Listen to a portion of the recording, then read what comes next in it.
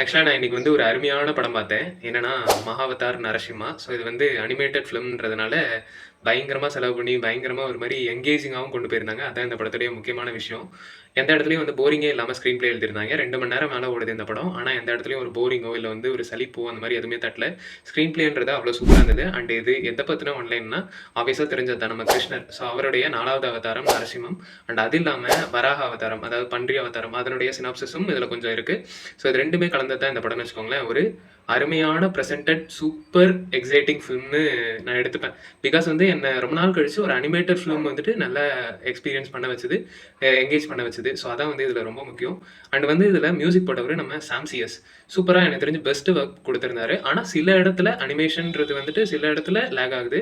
இந்த Ariel shots அந்த மாதிரி ஓவராலாக பார்க்கும்போது சில இடத்துல சிஜி வந்துட்டு அப்படியே தெரியுது.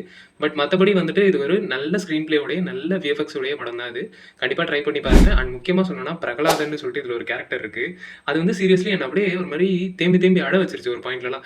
என்னடா அது அப்படின்ற மாதிரி இருந்தது. ஒரு அனிமேட்டட் கேரக்டர் ரொம்ப நாள் கழிச்சு ச்சே இப்படி நடிச்சிருக்காங்க அப்படி பொம்மையே பார்த்துட்டு என்னடா இப்படி நடிச்சிருக்காங்க அப்படின்னு சொல்லிட்டு நான் புகழ்ற அளவுக்கு இருந்துச்சு. ஆனால் அவங்க நடிக்கல, அனிமேஷன் தான் பண்ணியிருக்காங்க. ஸோ அவ்வளோதான், மற்றபடி வேற ஒன்றும் இல்லை. பை. இந்த மாதிரி இன்னும் நிறைய மூவி கண்டென்ட்ஸ் பார்க்குறதுக்கு நம்மளுடைய சேனலை வந்து ஃபாலோ பண்ணிக்கோங்க.